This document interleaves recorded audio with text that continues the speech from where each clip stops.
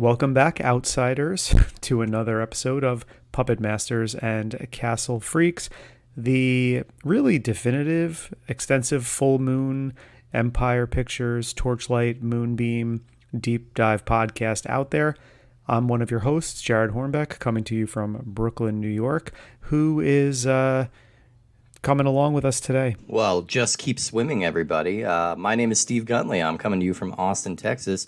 This is the podcast all about genetic experiments, fish fatales, and piranha boobs. That's because this is an episode all about Piranha Women, the movie from 2022, which makes this the most recent full moon feature that we have covered. It's not the most recent full moon feature there is, because they are still going, absolutely. I recently had somebody bring that up. They were not aware that Full Moon was still going full steam, and they absolutely are. They're still at about a movie a month clip, so they're still going, absolutely. And this is one of the more recent ones. If your barometer for going full steam means putting out a couple of these things a month, then they absolutely are going full steam. Hey, how many movies did you put out last month? Yeah. You know what? That's a fair thing to say. This movie is so new, in fact, that it's going to be interesting to get into this conversation because there's no information it came from the video aisle or from Confessions of a Puppet Master. Yeah, we're flying blind. For us to really have any contextual background. We are flying blind. Like, we're just, all right, let's watch this. Let's talk about it. There's not a lot of context for us to know what was going on while this thing was getting made. No stories or anecdotes really about the filmmakers, sure, but the people involved, the actors and other people involved in the movie, we haven't really had a chance to read their stories. So yeah, it's going to be interesting to have this conversation. And luckily, I tapped in some additional resources. My girlfriend, Ailish Collins, has some scientific background, and she's going to provide us a little bit of additional information regarding just how factual this Piranha Women movie is. But let's talk a little bit about the film. Yeah.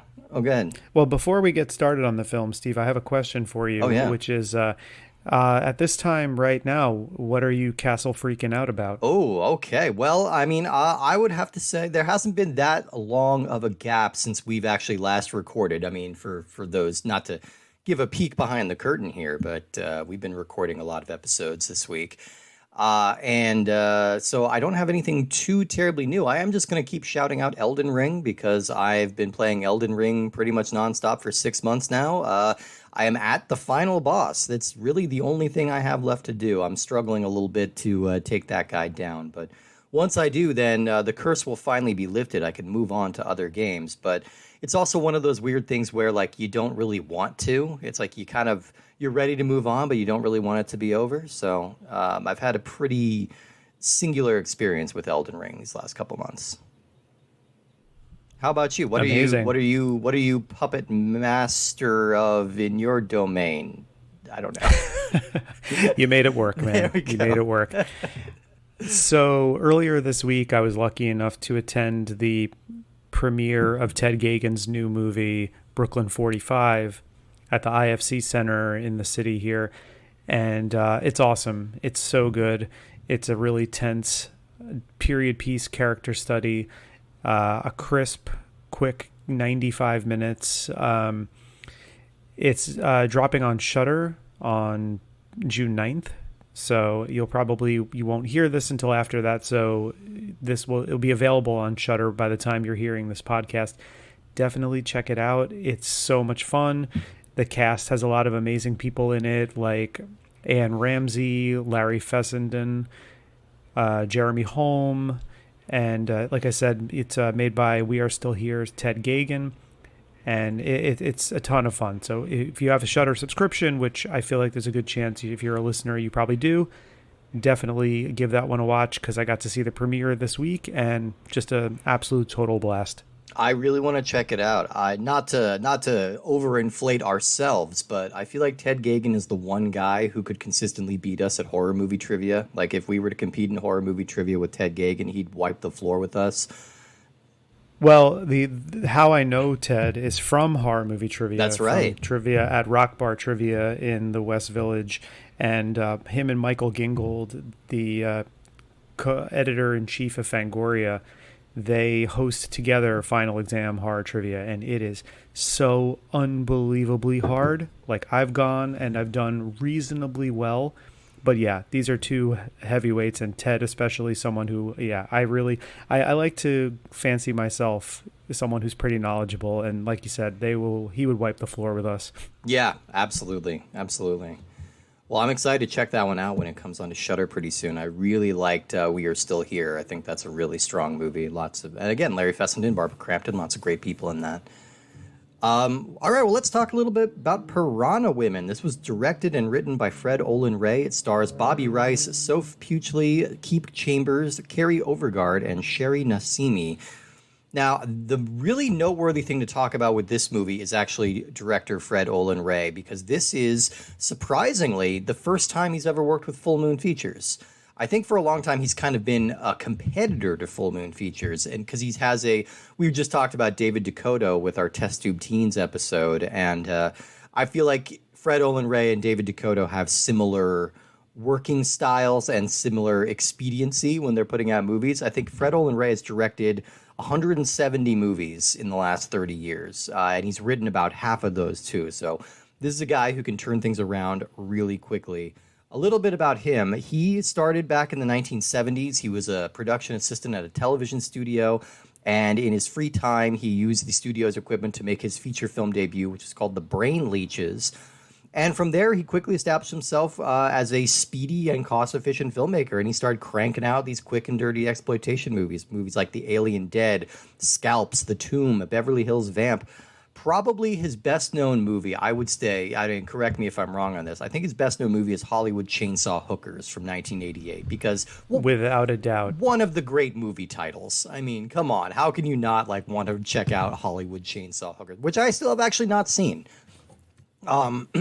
Weirdly, I think the only Fred Olin Ray movie I have seen is Evil Tunes from 1992, which has David Carradine and then a bevy of attractive women being terrorized by a cartoon demon. Pretty fun little B movie. So you're telling me that you've never seen Bikini Frankenstein? I have never seen Bikini Frankenstein. I was going to bring that up. But generally, if you see the word bikini in a film title, it was probably directed by Fred Olin Ray. In the 90s, he established his own distribution company called Retro Media, and he became known basically for a whole chain of bikini movies. We get Bikini Chain Gang, Genie in a String Bikini, Bikini Escort Company, Bikini Pirates, Bikini Frankenstein. Like, a whole bunch of bikini movies have been directed by Fred Olin Ray. It's pretty crazy to think in the 90s when the bikini variety that you had. I mean, you had the Fred Olin Ray movies, you had the Andy Sedaris movies, you had the Charles Band movies. It was like just a market that was saturated with just bikini content more than your heart could possibly desire. And the odd thing about Fred Olin Ray's career trajectory is that sometime around the mid 2000s, he sort of flipped a switch and went on to direct a bunch of Hallmark-esque Christmas movies. That's the crazy thing. Like, roughly, I don't know, maybe, I don't want to guess with the percentages, because they put out more of those movies than you can possibly watch in your lifetime. But I would say 1/8 of those Hallmark Christmas movies are directed by Fred Olin Ray. Like, he turns out a bunch of them. Are they actual Hallmark movies, or are they just, like, in that market? So I actually have to look that up, because I almost said Hallmark Christmas movies, and then I switched it at the last second to Hallmark adjacent Christmas movies, because my guess is that they are not actual Hallmark movies proper, but they are certainly in spirit. Okay, let's see. I mean, because we have movies like A Royal Christmas on Ice with William Baldwin. Like, so I don't see the Hallmark branding on here, but these are definitely Hallmark style movie. They're going for that market, and I bet people, they're pretty indistinguishable from the actual movies that are being aired on Hallmark at this time. Well, maybe. I kind of like to think of it that the Fred Olin Ray movies are like the asylum for Hallmark movies. They're the mockbusters of like A Christmas Prince, things like that. Well, it's funny that you just said A Christmas Prince, because one of the movies, a 2020 Fred Olin Ray movie that came out, was called A Royal Christmas Engagement. Okay. With a couple of people in some royal garb on the cover art. And then there's also A Christmas in a Royal Fashion, which is shockingly a different movie. Yeah, from 2018 with essentially the same cover. the cover kind of looks like a wax figure of Joel McHale, like the guy in that. He looks like a Madame Tussauds version of Joel McHale. Hey, if these are what you're into, I bet they're at least as good a quality as the ones that actually air on Hallmark with Candace Cameron or whatever. I know like my former in-laws would basically put the Hallmark Channel on around the holidays, and it would just never go off. Like around the clock, those movies would air, and they're pretty rough. I mean, people talk about some of the full moon movies that we're talking about, and but I don't know. A lot of people consume those Christmas movies around the holidays, and I think they're much harder to watch.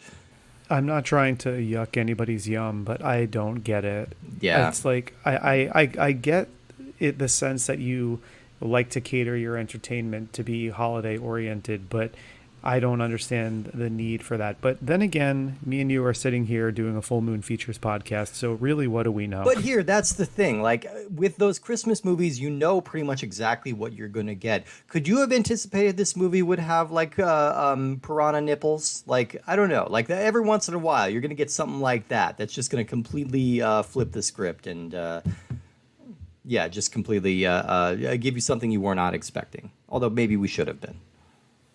You know what? That's a really apt description, because we probably should have been expecting that. And I'll tell you firsthand that I was not expecting that. Yeah. And when it is first revealed, I laughed so hard. It was a big laugh for me as well. The little bit I was able to find about the production of this movie comes courtesy of a review from JoBlo.com. Piranha Women was originally going to be directed by Lindsay Schmidt, but then the original plot synopsis that it was hinted at when the movie was first announced, with a pretty great poster. The poster, if you haven't seen it, is 3 bikini women water skiing behind some giant piranhas. This does not happen in the movie, unfortunately, but it's a pretty great poster.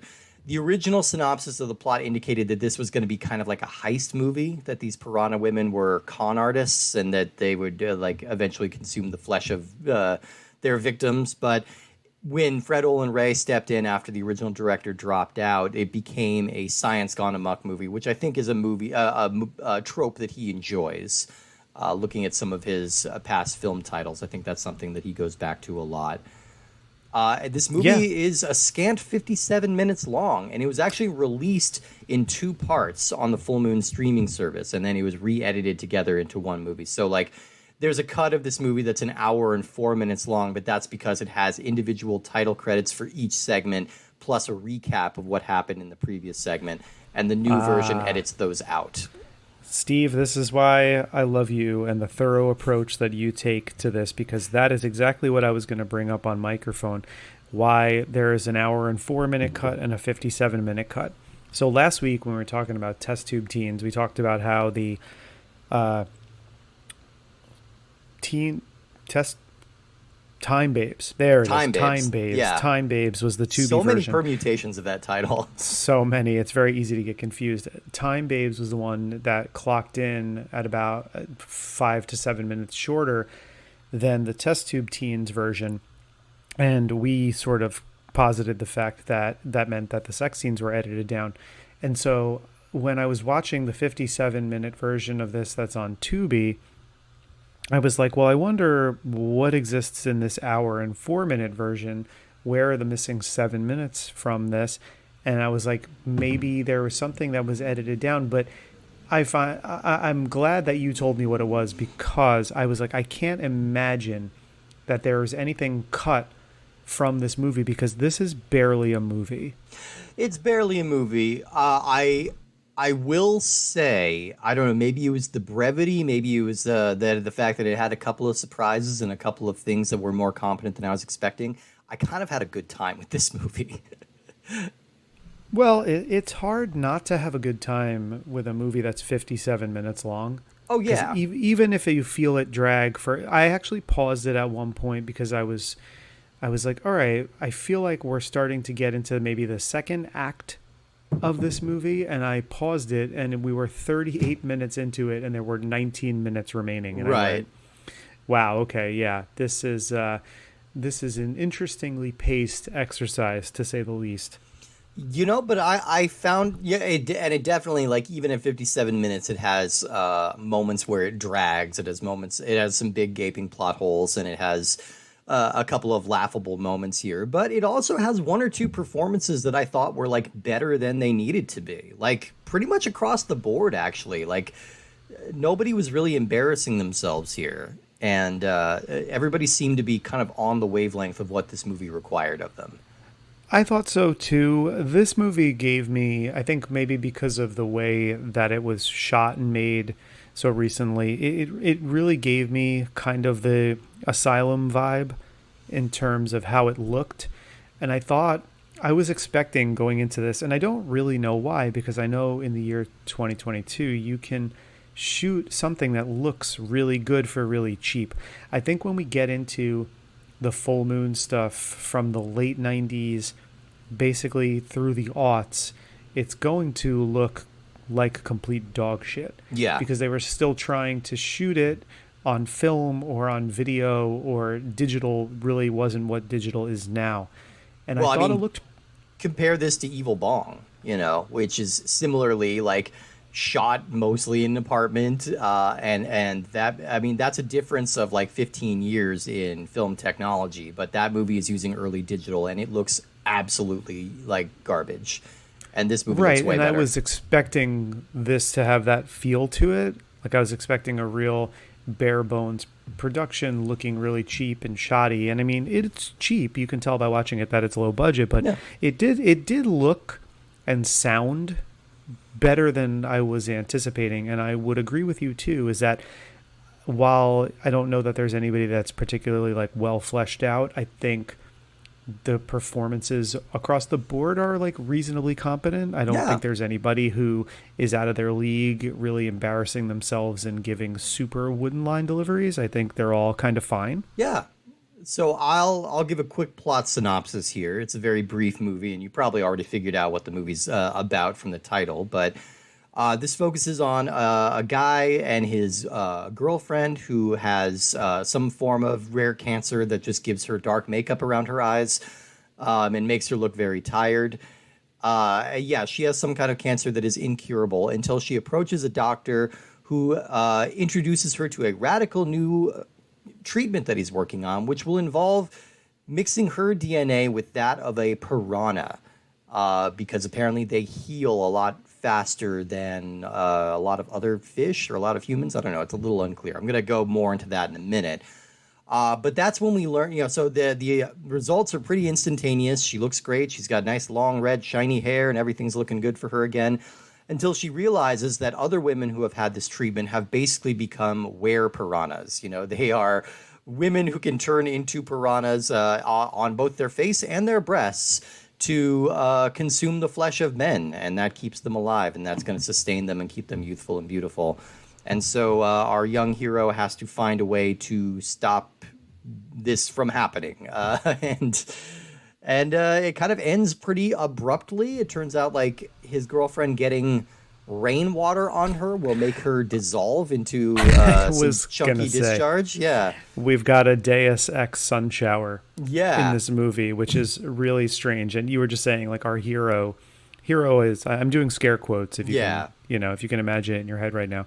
Our hero has to figure out a way to stop this from happening. Well, he doesn't. Mother Nature does. Yeah, he never quite figures it out. And the Lexi character, the girlfriend who recovered from cancer, doesn't really have a big role to play in this movie. She kind of just disappears after a bit, and it's kind of implied that she's joining this coven of piranha women. But they're all eventually dispatched, and then she just melts in the rain.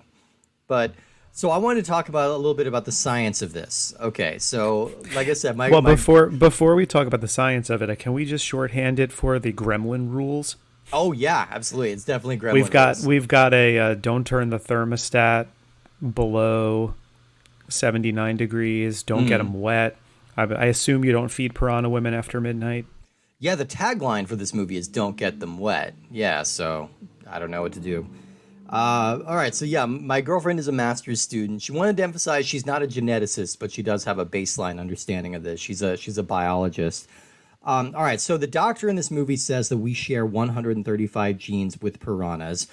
And when we were watching it, my girlfriend scoffed at that because she's like, all right, but we share like 400 with bananas. So we have more in common with bananas than with piranhas.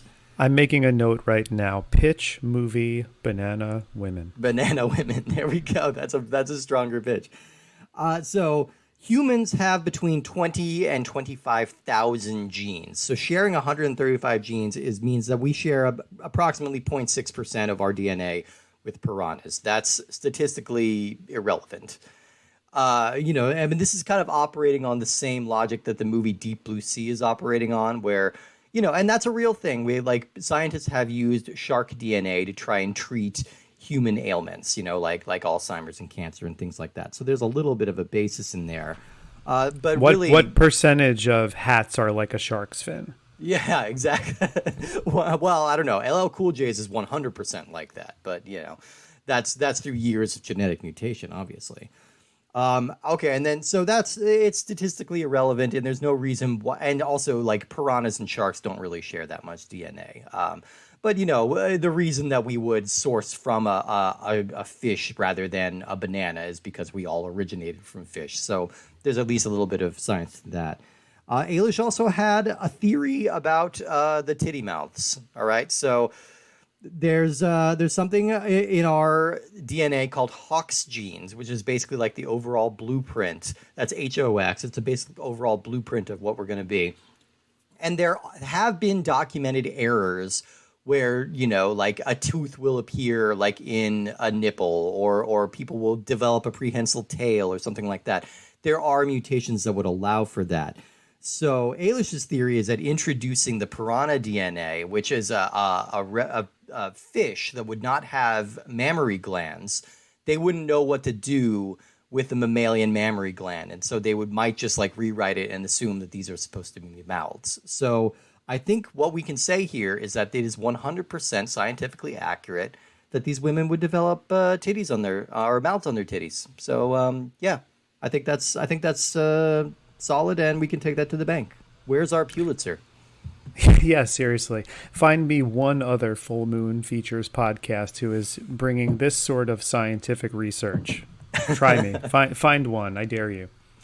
And really, this is a desperate effort to elongate our episode a little bit because pad out the time of this show a little bit. There's just not a whole lot to talk about here because it's pretty inoffensive as a movie. Like it's definitely not going to be bottom tier. I was not like struggling to get through it the way I was with Evil Bong. I did not actively hate the characters, and I thought there were a few moments that were entertaining and witty enough, Yeah, but you know what else this movie doesn't have a lot of? Piranha Women. It does not have a lot of Piranha Women. I will say I think when the Piranha Women show themselves, like the big fake teeth that they've got in their mouths, like pretty fun. I think the actresses that are playing the Piranha Women, that's Carrie Overgard and Keep Chambers, which is another hell of a name. Great names. Yeah, some great names all around. I think they understand the assignment. They're having a lot of fun, and they're being real campy with it. I think both of them were Playboy models at some point earlier in their careers, and are really going for it in a lot of fun ways. So our lead, Lexi, is played by Soph Puchley. I feel bad because I feel like any way I'm going to pronounce her name, it's going to sound wrong. But I thought she was very likable. I thought she seemed to be like, she seemed to be more of an actor. I don't mean to like slander anybody else, but she seemed to be more of like a trained actress than the others in this film. Yeah, I thought she's acting a lot of the time against Bobby Rice, who plays Richard, and I think it's just kind of evident in their scenes that she is a better actor than Bobby Rice is, and she's sort of trying to elevate this material a little bit, and he's playing it a little bit more straight. Yeah, it looks like Bobby Rice, from looking through his IMDb, got his start doing Star Trek fan films. So he's written, directed, and starred in a lot of different Star Trek fan films, which is pretty fun. I think that's cool. I mean, so we have like an evil scientist. He's not even that evil. Like I think you could have gone much campier and much more evil. And I feel like this movie is setting up a franchise. Like it's setting up there is a cliffhanger for a sequel at the end of this. My hope is that, so, like in the movie Alien, they sort of limit the amount of the alien that you see early on until it's just the alien really and Ripley on the ship, and then you get the full extent of the whole creature design and everything. It's sort of hinted at earlier on. My only hope is that, and I haven't seen, anything leading to what this franchise might become, but this is already Piranha Women, so it's already pluralized. Maybe we can do a reverse. We can call the next one Piranha Woman, but we can pull in aliens and just have an army of Piranha Women. We could do that. That's what I'm hoping for moving forward. We should, we could either do an aliens or we can do a munchies, where it's going to go from plural to singular. Yeah. Piranha Woman. Yeah. Either way, I think that works. I mean, I think this has a very strong, like, opening mode. Like, I think I texted you when I was watching this. I'm like, oh, yeah, this movie kind of slaps. And then a few minutes later, I'm like, oh, okay, no, it actually drags a little bit. But the opening is really strong. It's definitely, like, playing on the movie Species, where, we have a sexy woman played by Keith Chambers who seduces a big thumb-looking guy in a bar, brings him back to her hot tub, and then once she's in the water, she pops up turning into a piranha woman, and then she bites off his ding-dong, which, you always got to appreciate a good ding-dong biting in a movie like this. Yeah, if this were, The Last Drive-In, one ding-dong bite would be a nice selling point for this movie for Joe Bob to tell us about. But I will say one of the things that really, I agree. I actually quite liked the opening scene, and I thought Keith Chambers had a nice star quality and watchability in that scene. But one thing that got to me, and it was very strange, and I don't know if it was a production design thing or this just happened to be what this man had tattooed on his body, but this guy in the opening scene who gets into the hot tub, I believe the character's name was Gary. Yeah. He's got the sisu, the word sisu, which is like the Norwegian word for like that it's like an undefinable word that essentially means like stoicism. Don't give up. Yeah, it's like it means like don't give up or keep fighting or some sort of, but it's no literal definition of the word. But he also had if I'm mistaken, I apologize, but it looked like Japanese characters tattooed on him as well, and then on his shoulder a giant Celtic cross. So a mixture of theologies here and ideologies. I really only noticed the Sisu one because there is a new movie called Sisu that I keep hearing is really fun. It's like a gory action comedy about a Finnish miner murdering Nazis. Which looks really fun to me, and I haven't gotten around to seeing it. But yeah, that one stood out, and I actually had to look up what Sisu was based on that. If the word is Finnish also and not Norwegian, I apologize. I know it's somewhere from Scandinavia. Yeah. The catch-all there of Scandinavia. That was a great opening scene, and then we cut to the credits, which is stock footage of a woman water skiing, while Instagram filters of giant piranhas are like jumping out of the water, like these really clumsy looking CGI. And at that point, I'm just like, all right, I'm in. This is fun. I think you make a decision at that point. I think, we're the kind of people who will watch this and will smile when something so quaint and so silly comes on, and we decide that we're going to be on board with this. But I can also see that being the moment where somebody checks out and just says, nope, I don't have the time for this. This is not what I want to watch. This is not interesting to me. But I guess that's why we're doing this show, because this is the kind of stuff that appeals to us. Yeah. And it was just silly and delightful and harmless. And this really understands like the central rule of like trashy B movies like this, and that's don't overstay your welcome. You will notice that more and more of these full moon features that we're going to be watching are not only under 90 minutes, they're under 80 minutes for the most part. And this one's under 60 minutes. So like, it's not bound by the theatrical rules for feature filmmaking where there has to be like a certain, a 75 minutes or something in order to qualify, because these aren't being released into theaters. So they can get in and get out and make it brief and make it fun and not really overthink or overdevelop anything. Absolutely. And you'll never hear me say this, particularly about genre movies, but I really genuinely think that this could have and should have maybe been 15 minutes longer. Yeah. And I think of that 15 minutes, I would have loved 13 or so more minutes with the Piranha Women. I'm going to speculate. What do you think is the longest movie we're going to watch on this show? Like, I think Reanimator's like maybe an hour 50 or something like that. So that might, but no, it's actually shorter Well, than that. It's shorter than that. we'll see when we get to our Das Boot episode. Oh yeah, yeah, and I do want to do a Killers of the Flower Moon episode when that comes out. Obviously, Yeah, 'cause, we've got Fanny and Alexander in a couple Yeah. weeks, right? Oh yeah, let's see. And then Charles Band directed Berlin Alexander plots, right? I think he did. Pretty sure the 13-hour version. I think so. Yeah, Yeah, the, I think that was- the extended version. That was one of his. Yeah, yeah. Yeah. No, I think we're firmly in primarily 90 minutes or less. And I think we might hit a few that crack the 100-minute mark, but for the most part, we're going to be talking about stuff that falls between 55 and 85 minutes typically. Yeah, which I'll be genuinely shocked if there are any movies on this list that are over 2 hours. I don't think there are, and I think it makes it much more digestible. Like when we look ahead to episodes in the future and we know, oh, we're going to watch this for research and we need to occasionally pause to take notes or make note of things or go back and rewatch something. It's like really non-committal to Yeah. take a 60-minute movie and say, all right, let me pause it every once in a while. Let me write a few things down. But that even doing that, you really only spend 90 or so minutes prepping. So it's a nice undertaking. It is, yeah, yeah, and we can just kind of bust these out and then kind of get on with our day. And I mean, in that spirit, I mean, we're at a 30-minute episode. I think we might as well keep it short and sweet. We don't need to belabor Piranha Women to death. I think it's kind of a soft recommend from both of us, I would say.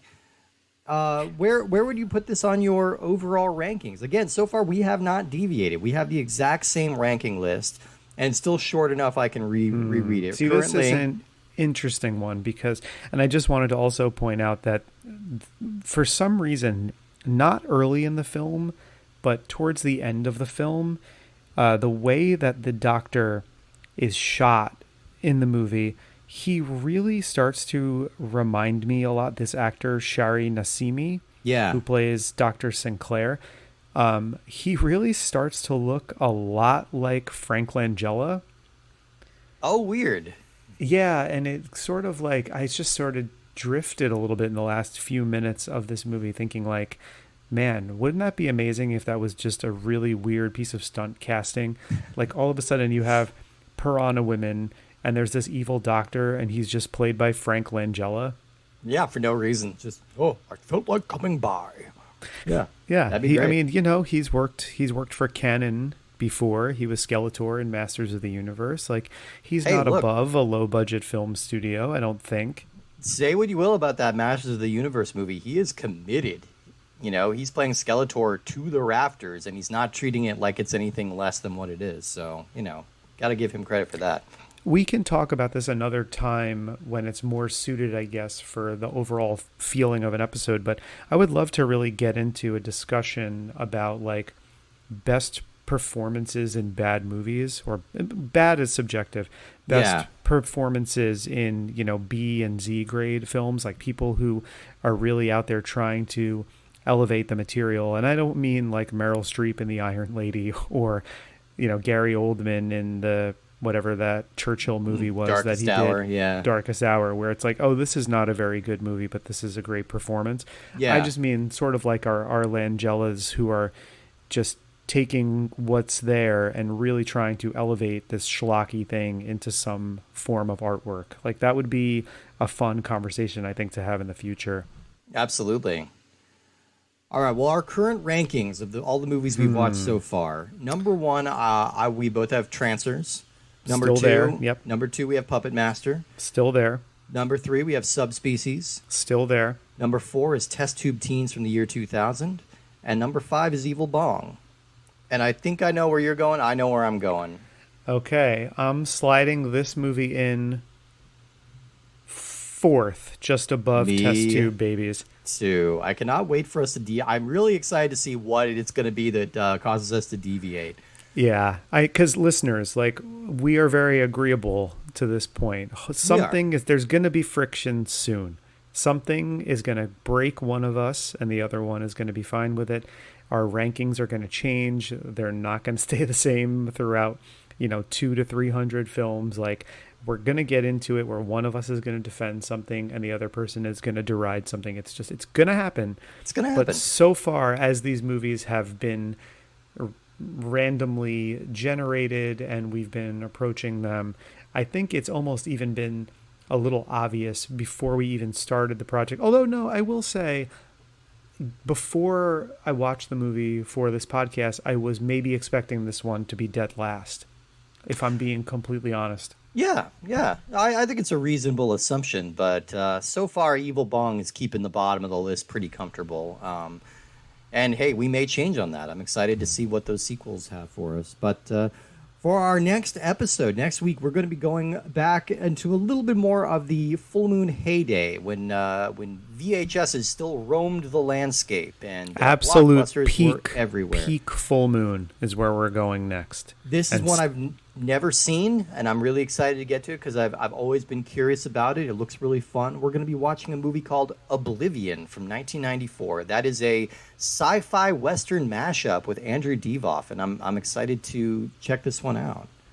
Yeah, we've sort of navigated around the whole scope of Full Moon and Empire to this point with something real early, one or two peak Full Moon, something from the crummy later era, something to very recent, which was surprisingly more competent and enjoyable than we were expecting. And I'm just happy now we're going to land some kind of in the golden era of Full Moon and their straight to video releases. And Oblivion is one that I've seen, and so I look forward to watching it again for the show.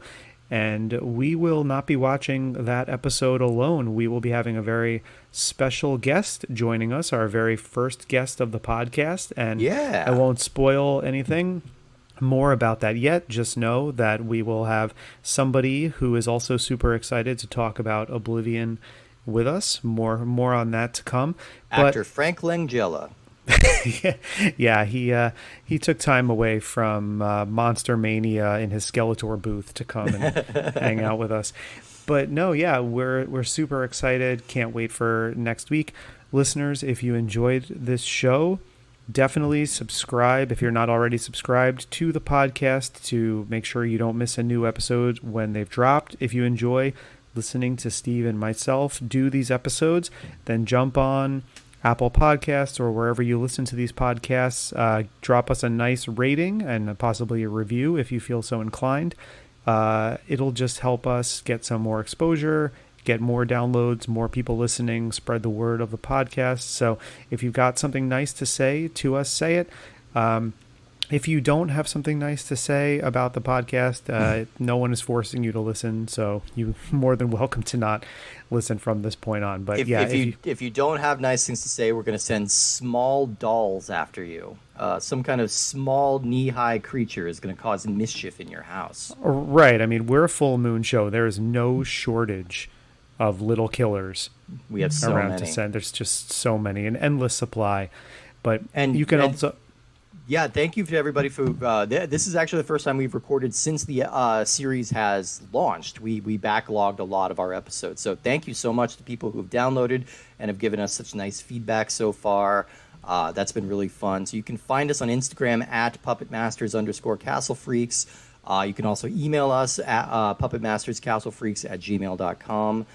I've got some other shows I want to plug. I do a show called I've got a show called Cinemarcade where myself and two friends, Jennifer Bannister and Justin Wilhelm, we are watching movies and then playing the video games based on that movie and then discussing both. And we've been having a really great time doing that.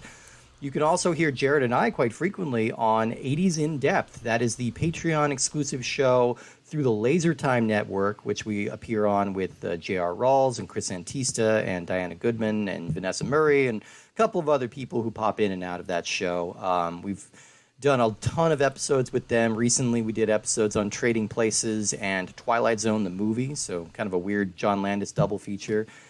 And I also have an old podcast that's ended, but it's called Ultra 64. That's all about Nintendo 64 games. It also has a second season called Wii Universe. It's all about Wii U games.